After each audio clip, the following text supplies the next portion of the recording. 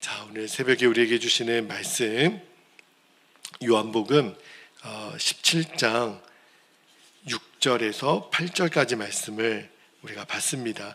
이미 금요일 날 한번 받았던 말씀이지만 한 번 더 이 말씀으로 주의 은혜를 나누겠는데요. 한 절씩 읽고 8절 말씀은 같이 읽도록 하겠습니다. 6절입니다. 세상 중에서 내게 주신 사람들에게 내가 아버지의 이름을 나타내었나이다. 그들은 아버지의 것이었는데 내게 주셨으며 그들은 아버지의 말씀을 지켰나이다. 지금 그들은 아버지께서 내게 주신 것이 다 아버지로부터 온 것인 줄 알았나이다. 8절 함께요.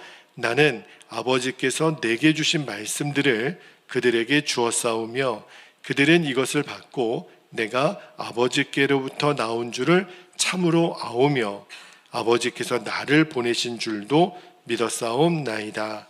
아멘. 하나님 말씀입니다.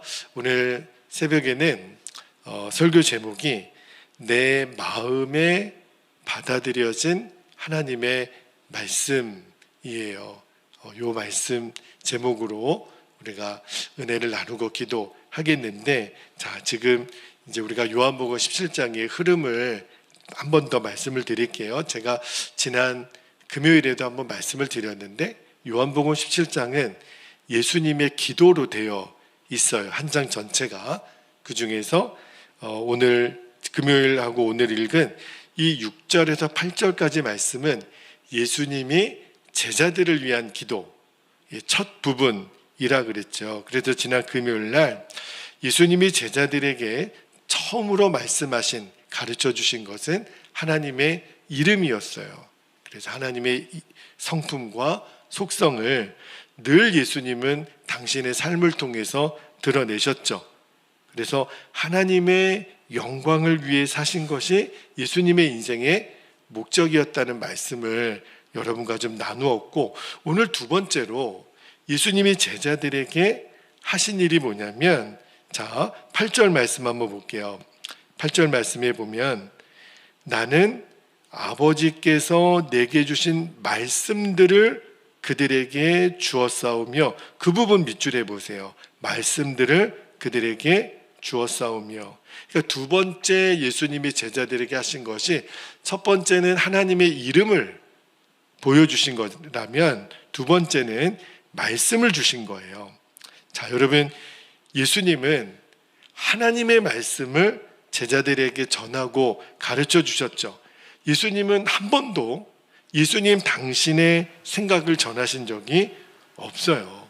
오직 하나님이 허락하신 말씀만 전하고 가르쳤죠. 여러분, 예수님의 삶이 하나님 그분을 보여주셨다 그랬잖아요. 그런데 예수님의 말씀도 오직 하나님만 나타내셨어요. 제가 오늘 말씀을 묵상하면서 그렇구나. 예수님은 말을 할 때에도 늘 하나님을 드러내셨구나. 그렇다면 저의 언어 생활을 한번 돌아보게 됐어요. 나는 지금 내 입에서 나온 말로 하나님을 드러내고 있는지, 또 하나님을 나타내고 있는 건지 한번 돌아보라는 마음을 주시더라고요. 여러분, 우리 삶에 실수가 있고 갈등이 있고 상처가 있는 이유가 있어요. 그게 뭐냐면 지금 내가 하는 말이 하나님을 나타내는 것이 아닐 때 대부분 상처와 갈등이 일어납니다. 여러분, 우리가 말하기 전에 늘 생각하는 거예요. 이게 지금 하나님의 말씀인가? 내가 지금 이 말을 하는 것이 하나님 그분을 나타내는 것인가? 한 번이라도 이 생각을 먼저 하게 되면 거의 대부분의 갈등이나 다툼은 막을 수 있습니다. 그러니까 우리가 이제 기억하셔야 돼요. 내가 예수님처럼 사는 일은 어디서부터 시작되냐면 우리의 입술을 지키는 것에서 시작이 되는 거예요. 그런데 오늘 말씀을 묵상하면서 주시는 마음이 뭐냐면, 우리의 전하는 말이 하나님 말씀인가 보다 더 중요한 것이 있어요. 그게 뭐냐면 내가 지금 예수님처럼 살고 있는가. 왜냐하면 내 삶은 전혀 그렇지도 않은데 입술로만 하나님을 전하는 말씀을 전할 수도 있기 때문에 그래요. 이게 두려운 일이거든요. 예수님 당시에 바리새인들과 서기관들이 그랬어요. 바리새인들과 서기관들도 하나님 말씀을 전하기는 했잖아요. 그런데 예수님이 제자들에게 그들을 향하여 뭐라고 말씀하셨냐면, 자, 마태복음 23장 3절 말씀을 한번 볼게요. 마태복음 23장 3절에 보면, 그러므로 무엇이든지 그들이 말하는, 여기서 그들은 바리새인들과 서기관들을 말해요. 그들이 말하는 바는 행하고 지키되, 말하는 것은 행하고 지키라 그랬어요. 그들이 하는 행위는 본받지 말라. 밑줄합니다. 그들은 말만 하고 행하지 아니하며. 그러니까 예수님도 바리새인들과 서기관들이 말하는 것은 들을만 해. 또 그들이 하는 말은 듣고 행해도 돼. 그러나 그들의 뭐는요? 행위는 본받지 말라는 거예요. 왜요? 그들은 말만 하고 행동은 안 한다는 거예요. 저는 이 대목에서 우리 오늘날 한국 교회 성도들이 힘을 잃고 문제가 되는 이유가 있다는 생각이 드는 거예요. 하나님의 말씀을 전하지 않고 내 감정대로 말하고 내 생각대로 말하는 사람들이 많기 때문이라는 생각이 들었어요. 그러면 여러분 금방 우리가 상처가 되고 또 갈등을 일으키고 말잖아요. 그런데 그보다 더 안 좋은 게 있어요. 그게 뭐냐면 입으로는 하나님의 말을 하는데, 그런데 그 말씀을 가지고 세상 사람들을 판단하고 정죄할 수도 있는 거예요. 그러니까 바리새인들과 서기관들이 그랬거든요. 아니 말은 맞아요. 하나님 말씀으로. 근데 그 말씀으로 맨 사람을 정죄하고 죽이는 도구가 된단 말입니다. 오늘 말씀에도 잘 보세요. 흐름을 보면 이 8절에 나는 아버지께서 내게 주신 말씀들을 그들에게 주었사오며, 이 말씀보다 우리가 금요일날 제가 주로 다루었던 6절 말씀이 먼저 나와요. 6절에 세상 중에서 내게 주신 사람들에게 내가 아버지의 몰려 이름을 나타내었다이다. 이게 무슨 말이냐면 그렇게 살고 그 다음에 말하라는 거예요. 말하기 전에 살아야 된다라는 거예요. 그리고 말을 했다면 그렇게 살려고 애써야 되는 거예요. 제가 이 말씀을 묵상하면서 설교자의 태도도 또 돌아보게 되는 거예요. 설교자가 말씀만 하고 그렇게 안 살면 무슨 의미가 있겠어요? 그죠? 말씀을 전하는 이의 책임은요, 말만 잘하면 안 되는 거거든요. 전했다면 전한 대로 살아야 되고 살았던 것을 전해야 되는 게 설교자의 책임인 거잖아요. 듣는 여러분은 예외인가요? 아니죠. 여러분도 들었다면 들은 대로 살아야 되고 또 산 대로 또 들어야 돼요. 그러니까 삶과 말이 함께 가야 되는 거예요. 자, 이제 금요일 말씀과 오늘 말씀을 다시 한번 정리해 드릴게요. 자, 우리가 예수님처럼 살 수 있을까? 살 수 있다는 거예요. 그러면 예수님처럼 산다는 게 뭔가? 그러니까 간단해요. 예수님처럼 하나님 그분을 드러내는 삶을 사는 거예요. 그러니까 예수님과 똑같이 사는 거죠. 예수님은 말을 하면 하나님 그분을 드러냈다 그랬잖아요. 사실 이 일이 쉬운 일은 아니죠. 내가 무슨 신학을 한 것도 아니고 말씀에 대단한 연구가도 아니고 내가 어떻게 말만 하면 하나님 그분을 드러낼 수 있을까? 그래서 오늘 8절 말씀을 잘 보면 우리가 말과 삶으로 하나님을 드러낼 수 있는 방법에 대해서 가르쳐 주세요. 자, 8절에 후반절 한번 볼게요. 후반절에 보면 그들은 이것을 받고, 이것은 뭐죠? 하나님의 말씀이에요. 하나님 말씀을 받고 내가 아버지께로부터 나온 줄을 참으로 아오며 아버지께서 나를 보내신 줄도 믿었사옵나이다. 이렇게 오늘 말씀이 마무리되잖아요. 이 8절 후반부에 시작되는 그들은 이것을 받고, 이 받는다라는 표현이 굉장히 중요해요. 이 받는 거는요, 그냥 내가 취한다는 게 아니라 내 마음으로 억셉트한다는 뜻이거든요. 마음으로 받아들인다는 거예요. 여러분, 당시에 예수님 말씀을 전하실 때 제자들도 들었지만 이 유대 종교 지도자들, 서기관 바리새인들도 예수님 말씀을 똑같이 듣기는 했잖아요. 그런데 이 귀로 듣기는 했지만 그들은 예수님의 말씀을 마음으로 받아들이지는 않았습니다. 여러분, 듣는 것과 받아들이는 것은 다른 거예요. 그죠? 그리고 심지어는요, 그들은 예수님 말씀을 들으면서 마음으로는 배척했죠. 그리고 심지어 어떤 말까지 했냐면, 우리가 이미 봤던 말씀이에요. 요한복음 8장 48절에 보면 예수님 보고 귀신 들렸다 그랬어요. 그렇게 취급을 했던 사람들이 바리새인들과 서기관들이에요. 그러나 예수님의 제자들은 예수님이 하신 말씀을 들었죠. 들은 걸로 끝나지 않았어요. 그 말씀을 마음으로 받아들였습니다.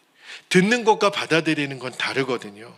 그러니까 예수님의 제자들이 예수님의 말씀을 듣고 마음으로 받아들인 다음에 그들이 변하기 시작한 거예요. 그들 안에 작은 예수의 영향력이 드러난 거예요. 여러분, 우리들의 인생이 언제 달라지는 줄 아십니까? 말씀을 듣는다고 달라지지 않아요. 그 말씀이 내 마음 안으로 들어와야 돼요. 이게 말씀을 받아들이는 거예요. 말씀은 리빙 바이블 그러잖아요. 말씀은 그 자체가 살아있어요. 왜냐하면 살아계신 하나님의 말씀이니까. 살아계신 말씀 자체에는 능력이 있거든요. 그래서 그 말씀이 내 안에 마음에 들어온 제자들이 변화될 수 있었던 거예요. 예수님의 제자들이 특별한 능력이 있어서 그들이 어떤 노력을 해서 변화된 게 아니에요. 그들이 변화된 건 하나입니다. 말씀을 받아들인 거예요. 우리도 똑같습니다. 여러분은 지금 저의 설교를 듣는 시간이 아니라 살아계신 하나님의 말씀을 내 마음의 문을 열고 받아들이는 거예요. 내가 문을 두드리노니 문을 열고 그랬잖아요. 그러니까 예수님이 내 안에 들어오시는 것과 예수님의 말씀이 내 안에 들어오는 것이 똑같아요. 그래 말씀이 들어온 사람만 변화의 역사가 일어납니다. 여러분, 말씀을 받아들이는 게 뭐예요? 예수님이 하신 말씀에 순종하는 거예요. 아, 그렇겠구나. 우리는 예수님이 하신 말씀에 지적 동의, 여러분, 우리가 누군가의 이야기를 들을 때 그 말이 받아들일 만하면 겉으로 드러나는 몸의 현상은 뭐죠? 고개를 끄덕입니다. 맞습니다. 나는 당신의 말에 동의합니다. 우리가 상대방이 고개를 이렇게 끄덕끄덕하면은 아, 지금 내 말에 동의하고 있구나. 그런데 우리는 예수님의 말씀에 지적 동의를 하는 사람이 아니에요. 고개로는 끄덕할 수 있지만 내 마음으로는 제가 그 말씀을 받아들여서 순종하겠습니다. 그 의미로 우리의 고개가 끄덕여지는 거죠. 그래야 그 말씀이 내 안에 들어와서 나를 변화시키는 거거든요. 여러분, 우리는 말씀을 취사 선택할 수가 없어요. 아, 이 말씀은 내가 순종할 만하네. 아, 이 말씀은 내가 좀 어렵겠네. 그럴 수가 없어요. 예수님이 하신 모든 말씀에 우리는 순종하는 거예요. 여러분, 하나님의 역사는요, 언제 나타나냐면 100%, 99%도 아니에요. 100% 말씀을 내가 받아들일 때 그 사람을 통해서 하나님의 역사는 일어납니다. 그런데 많은 사람들이 하나님 말씀에 100% 순종할 수 있겠습니까? 그러면 쉽게 아멘을 안 해요. 겁부터 냅니다. 내가 100% 하나님 말씀에 순종하면, 그렇게 고백하면 나보고 신학교 가라는 거 아니야? 나보고 주의 종 되라는 거 아니야? 나보고 저기 선교지 가서 순교하라는 거 아니야? 내가 100% 하나님 말씀에 순종한다고 고백하면 나 무슨 재미로 살아? 이렇게 해서 지레 겁먹고 그 순종의 고백을 쉽게 못하는 사람이 너무너무 많아요. 오해입니다, 오해. 정말 쓸데없는 걱정이에요. 뭐하러 그런 걱정을 하십니까? 하나님이 순교지에 보내든, 그죠? 심지어는 목회자가 될 수도 있겠죠. 하나님의 뜻과 계획이라면. 근데 그거를 왜 내가 미리 걱정하느냐고요. 그것과 하나님 말씀에 100% 내가 받아들이고 순종하는 것은 별개의 문제거든요. 여러분, 실제로는 그것 때문에 내가 재고, 나 힘들게 하면 어떡하지, 나 불편하게 하면 어떡하지, 그런 것 때문에 하나님의 말씀이 능력으로 내 안에 체험이 안 되는 거예요. 그러니까 왜 나는 신앙생활을 하는데도 내 안에 강력한 능력이 나타나지 않는가? 이유는 100% 내가 하나님 말씀이 어떤 말씀을 주시더라도 저는 순종입니다. 이 결단이 아직도 없는 거예요. 이 결단으로 우리가 주님 앞에 나아가서 말씀을 읽고 말씀을 듣고 말씀을 묵상하면 그 말씀이 나를 뒤집어낸다니까요. 결국은 핵심은 하나님 말씀을 내가 받아들이는 거예요. 놀라운 것은요, 내가 그 결단이 온전히 서잖아요. 하나님, 내가 완전히 하나님 말씀을 받아들이겠습니다. 이 결단을 하고 말씀을 읽고 듣고 묵상하면 예수님 그분을 점점 알게 돼요. 우리는 알고 난 다음에 말씀을 받으려고 해서는 안 돼요. 그래서 우리가 늘 이런 부족함을 느끼잖아요. 내가 성경 지식이 부족해서 말씀을 잘 몰라서 그런가 봐요. 여러분, 그렇지 않아요. 하나님은 우리에게 성경 지식을 요구하지 않습니다. 너희들이 하나님의 말씀이라면 100% 순종하겠다고 열린 마음을 주님은 원하시는 거예요. 여러분, 우리가 무슨 어떤 지적인 능력이 있어서 어떻게 예수님 말씀을 내가 지식적으로 해석한 다음에 순종을 결단할 수 있겠습니까? 그죠? 우리가 하나님을 어떻게 다 알고 하나님 말씀을 받겠다고 고집할 수 있겠어요? 그거야말로 교만이죠. 우리는 하나님이 우리에게 원하시는 것은 먼저 순종을 결단하는 거예요. 그러면 하나님을 알게 해주세요. 하나님 그분의 섭리와 뜻과 계획을 알게 해주세요. 예를 하나 들어보면, 여러분 창세기 22장에 보면 하나님이 100세에 낳은 아들 이삭을 번제물로 바치라, 아브라함에게 그 명령을 주시잖아요. 여러분, 세상에 어느 아버지가 그 눈에 넣어도 아프지 않을 아들을 죽음의 자리로 내모는 것이 선뜻 순종이 가능한 아버지가 어디 있나요? 그지요? 그런데 아브라함은 순종을 합니다. 하나님이 왜 바쳐야 되는지 이유도 설명 안 해주세요. 왜 내가 이 순종을 해야 되는지 밑도 끝도 없이 너 해. 근데 놀라운 거는 아브라함이 순종을 해요. 아들과 3일길을 아들 등에 나무찜을 져가지고 그 모리아산으로 갑니다. 그리고 실제로 칼을 들어 아들 이삭을 향해 내리치려고 하잖아요. 그때 창세기 22장 12절에 보면 하나님이 말씀하시기를, 12절 말씀에 내가 내 아들 너의 독자까지도 내게 아끼지 아니하였으니 내가 이제야 너가 하나님을 경외하는 줄을 아노라. 이렇게 말씀하세요. 이게 뭘 말하는 거죠? 여러분, 처음부터 하나님이 원하셨던 건 이삭이 아니에요. 하나님이 원하신 건 아브라함이에요. 아브라함의 마음이었다고요. 여러분, 처음부터 하나님은 우리에게 대단한 것을 요구하지 않으세요. 하나님이 원하시는 것은 저와 여러분의 마음이에요. 하나님이 나중에 그 뿌리 수풀에 걸려있는 순양을 준비하시죠.